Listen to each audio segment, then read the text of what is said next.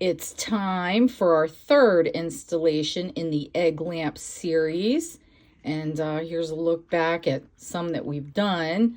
And today we're going to do this adorable little bunny lamp and make him into a lamp. And we'll even put some UV resin in there for it to color these hearts in. And there's a big surprise for the second lamp that we're going to do today. And it's a bunny. It's an actual bunny. This came, I wasn't expecting it to come in time, but it did. So we're going to do this one and join me.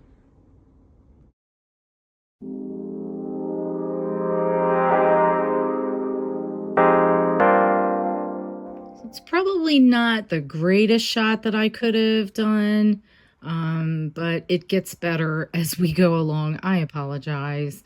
I'm mixing up it was some purple Let's Resin alcohol ink in just regular 1-to-1 Let's Resin epoxy. And I did put some glitter in there that was the, I believe, peacock. And then I put in a little bit of crushed crystal because why not? Can't have enough sparkle. So I'm getting ready to pour that in. And this is another one.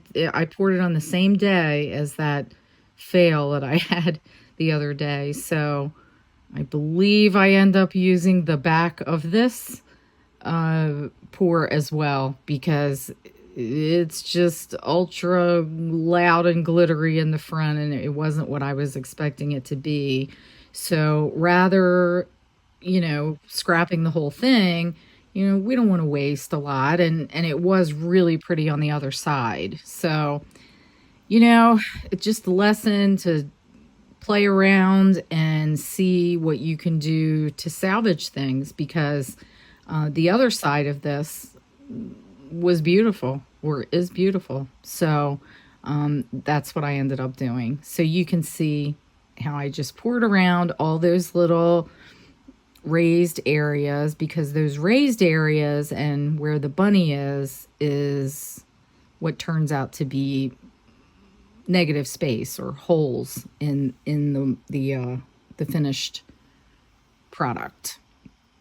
So these have been just so fun. The ideas just flow. I mean, it really, really has been a fun experience doing these boxes.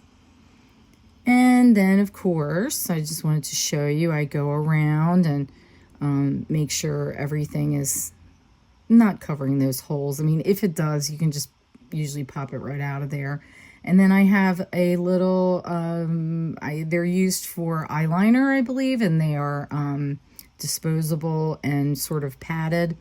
And I try to go around the sides as much as possible, because when you mix in glitter to things, that's an invitation.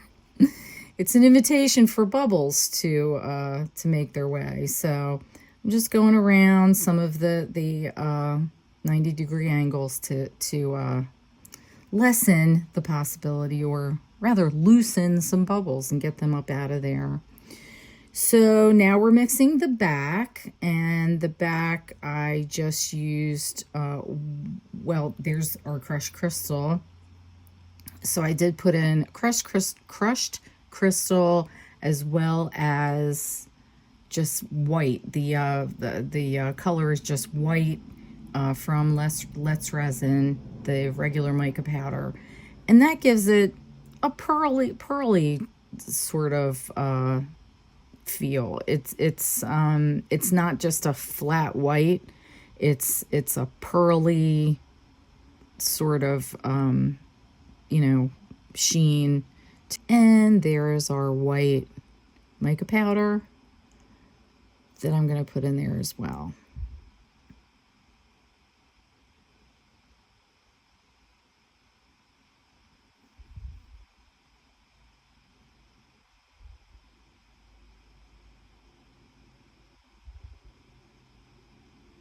And usually I start out with a little bit of mica powder. I don't, you can add more, but you can't take any out. So I tend to be on the conservative side when I first put my powders and things in.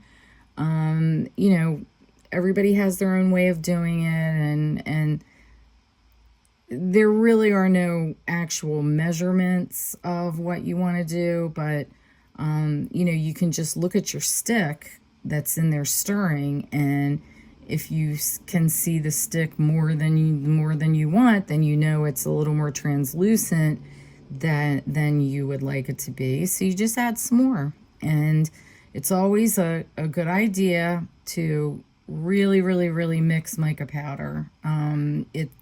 It's dry. It's the same theory if you're baking something and you go to put a dry ingredient in, and then sometimes you'll be eating a pancake and you'll go, uh-oh, there's a bubble of batter of the mix that I didn't get, or flour or whatever. So you don't really want to, you want to try to avoid that with resin, because the little pockets of unmixed mica will end up either on the front of your piece because it'll sink, or you'll just have a big old clump of it in the back. So just do your best to make sure that you're mixing that really, really well. And then I'm just going to fill up this back part.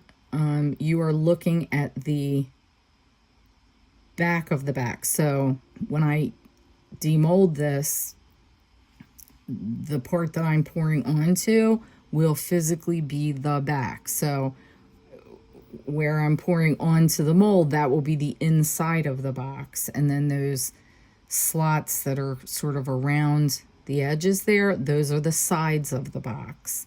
And then as you could see, those slots on the sides, they only go up so far. So you end up having a hole that which is what I use to put the lights in.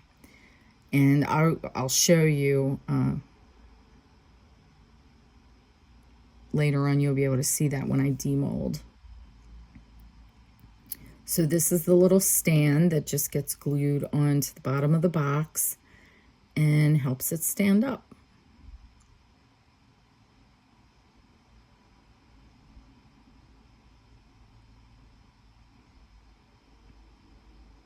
I apologize for my hand being in the way.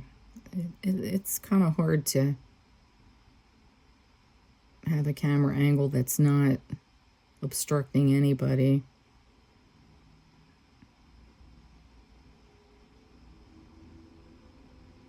And it looks like I mixed just the right amount, which if you're a resin creator, you feel like you somehow were, you predicted the lottery numbers or something. It's always a cause for celebration.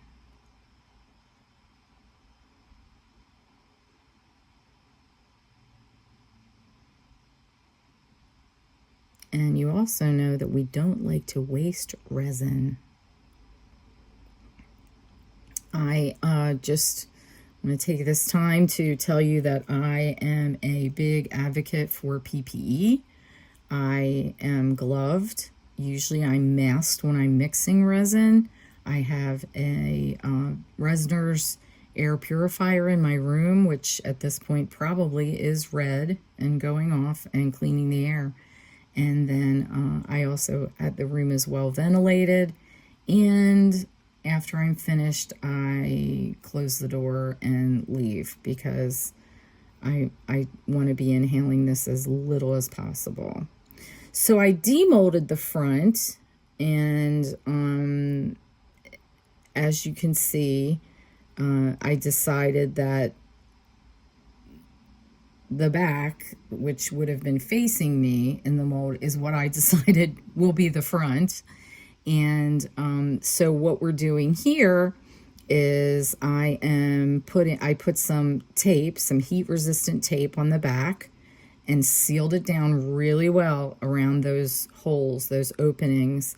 and I'm coloring the bunny white. Now that was Let's Resin's already mixed UV resin that just comes in little squeeze bottles. So as you can see, I'm doing the pink there, and I'm curing each time I do these. I think this is orange, I believe, either orange or yellow.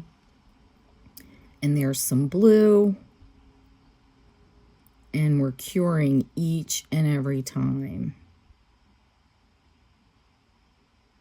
And now we're moving on to the bunny. The bunny, I decided I wanted him to be a pink bunny, almost like, you know, Ralphie in, isn't it A Christmas Story? Ralphie's bunny outfit that somebody sent him for Christmas. And so I decided I wanted the bunny to be pink. Now, if you can see on the surface of the bunny that's sort of being blocked by the resin, I did do a method where I put in these little sequin butterflies that were I put them in with UV resin, and that method, unfortunately I don't have the video of me doing it to this project, but I did it the same sort of method 2 other times, and one of them is in my episode 005. So you could see that method if you're interested in how to do that. But you basically UV resin down some whatever it is, if it's glitter, little embellishments, whatever it's going to be, and you UV resin it down onto the mold with clear, and then once you pour over that, you can't see where anything, you know, it just stays, and then you put your colored layer down, which is what we're doing now, and then those little embellishments will just be on the surface of the finished project.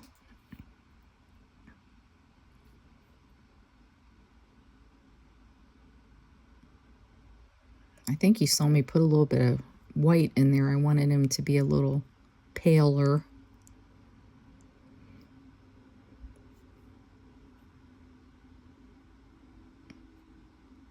I absolutely love using regular mica powders that are sort of give that pearly sort of look.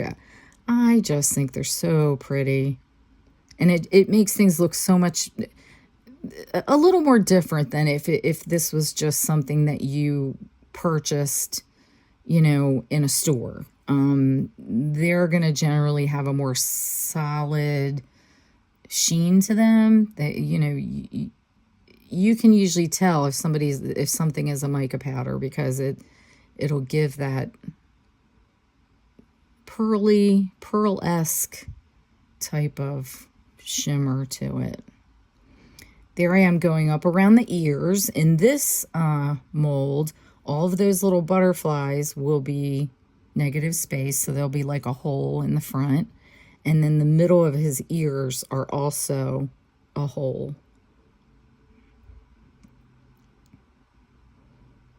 In this one, I made him one solid color, so the back and the front are both the same.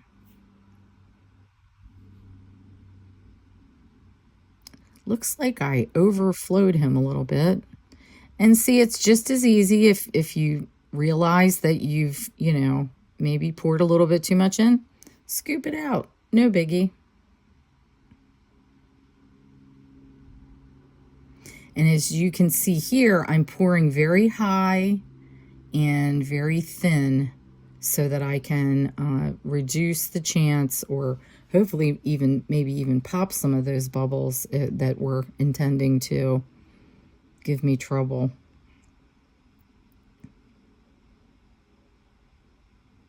And here I'm going through with my little tool around the edges to help release any bubbles that might be threatening my project. And then I do the same thing also with the back. And here we are with the demolding. This color turned out just gorgeous. Absolutely gorgeous. I hope you have all been liking this little series, and maybe it's inspired you to maybe try your own hand at some lamps, some little, I called them lamps or night lights, or I don't know that they're an actual, I mean, you can't read by them or anything. They're just little fairy lights, but lights, lamps, night lights.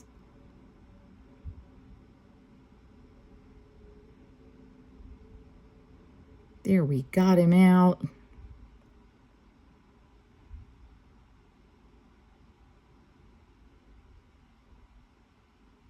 And the bunny, the little hole area where the light comes out of, I think is down by, it would be on my right hand side where it's his left leg, but it's on the right if you're looking at him.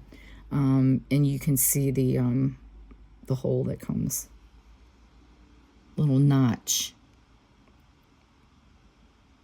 And even though I had that overpour, I had a good little outcome. Now, these molds are not incredibly shiny. I was really sort of surprised. As you can see, they're shiny. They're not matte molds, but the finished product doesn't come out very shiny at all. So to finish off this bunny, I put some heat-resistant tape behind his ears, and I'm going to put in some UV resin with peach red alcohol ink added to it. If you can see up on the left, I added some hydrangeas to the inside of him. And if you look at episode 005, I did the same method to another egg that's in there.